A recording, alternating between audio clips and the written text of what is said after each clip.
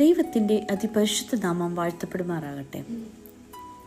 പെസഹ ഒരുക്കത്തിൻ്റെ തലേന്നാൾ, അതായത് ബുധനാഴ്ച, വളരെ അധികം പ്രത്യേകതകൾ ഉള്ള ദിവസമാണ്.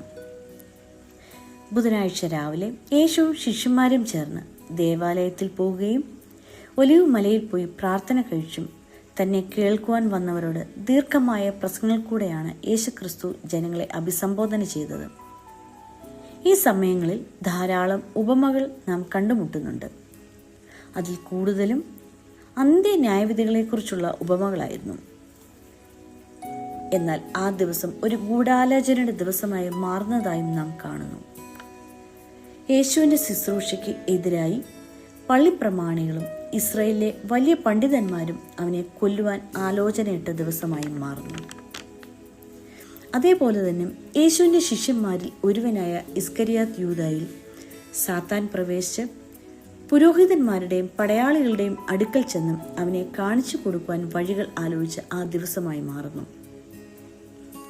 തൻ്റെ കൂടെ ഗുരുവായും സഹോദരനെ പോലെ കൂടെ ഉണ്ടായിരുന്നിട്ടും യേശുവിന് വിലയിട്ട ദിവസമായും വലിയ തർക്കങ്ങൾക്ക് ഒടുവിൽ 30 വെള്ളിക്കാശിന് യേശുവിനെ ഒറ്റിക്കൊടുക്കാമെന്ന് ഉറപ്പിച്ച ദിവസമായും മാറുന്നു. ഒരു ചുംബനത്തിലൂടെ യേശുവിനെ കാണിച്ചു തരാം എന്ന് കരാർ ഒപ്പിട്ട ദിവസമായിരുന്നു പെസഹയുടെ തലേന്നാൾ.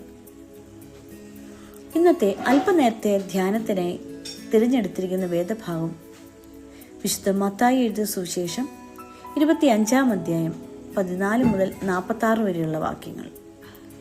ഇതിൽ യേശു പ്രതിപാദിച്ചിരിക്കുന്നത് യുഗാന്ത്യം അഥവാ പ്രത്യാശയെക്കുറിച്ചാണ് ഉപമകളായി വിശദീകരിച്ചിരിക്കുന്നത്.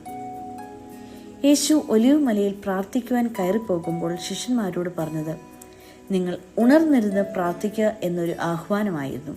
എന്നാൽ തിരികെ വന്നപ്പോൾ കാണുന്നതോ അവർ ഉറങ്ങുന്നതായാണ്. ഇത് അവരുടെ പരാജയത്തിന് കാരണമായി. ഒരുക്കമുള്ളവരായി ഉണർന്നിരുന്ന് പ്രാർത്ഥിക്കുവാനാണ് യേശു പറയുന്നത്.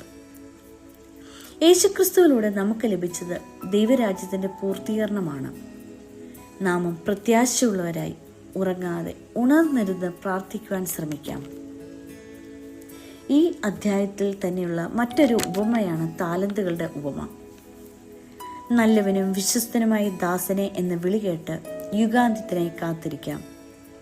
നമുക്ക് ഏവർക്കും ലഭിച്ച താലന്തുകൾ കുഴിച്ചിടുവാനല്ല, മറിച്ച് അതിനെ ഇരട്ടിയായി വർദ്ധിപ്പിച്ച് വിശ്വസ്തനായ ദാസ അല്ലെങ്കിൽ ദാസി എന്ന വിളിക്കായി നമുക്കും കാത്തിരിക്കാം. നാം ആയിരിക്കുന്ന സ്ഥാനത്ത് വിശ്വസ്തതയുള്ളവരായി ഇരിക്കാൻ ശ്രമിക്കാം. നമ്മുടെ ഈ ചെറിയ ജീവിതം കൊണ്ട് ആവശ്യക്കാരിൽ ദൈവമുഖം കാണുവാൻ കഴിയണം. ഇവിടെ ആവശ്യക്കാർ വിശക്കുന്നവർ, വസ്ത്രമില്ലാത്തവർ, ദാഹിക്കുന്നവർ, രോഗികൾ, ഇവരിലെല്ലാം നമുക്ക് ദൈവത്തെ കാണുവാൻ ശ്രമിക്കണം.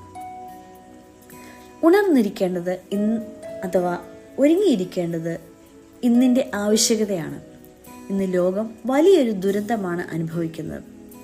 യുദ്ധം ഒരിക്കലും സമാധാനം തരില്ല. എല്ലാ യുദ്ധങ്ങൾ കൊണ്ടും ഉണ്ടാകുന്ന ഫലമോ അവിടെ അനാഥരാകുന്ന കുഞ്ഞുങ്ങൾ, വിധവമാർ, ഭവനരഹിതർ, മരണം മുന്നിൽ കാണുന്നവർ, ഇതൊക്കെയാണ്. ലോക സമാധാനത്തിനായും ദുരിതം അനുഭവിക്കുന്നവർക്ക് വേണ്ടിയും നമുക്ക് പ്രാർത്ഥിക്കാം. നാളെ പെസഹ ആചരിക്കുന്ന ദിവസമാണ്, പുളിപ്പില്ലാത്ത അപ്പത്തിൻ്റെ ദിവസം. നമുക്ക് ഒരുമിച്ച് കൈക്കൊള്ളാം. നമ്മുടെ പ്രാർത്ഥനകളും വിശുദ്ധ കുർബാനകളും നമുക്ക് സമാധാനം നൽകുമാറാകട്ടെ. ആമേൻ.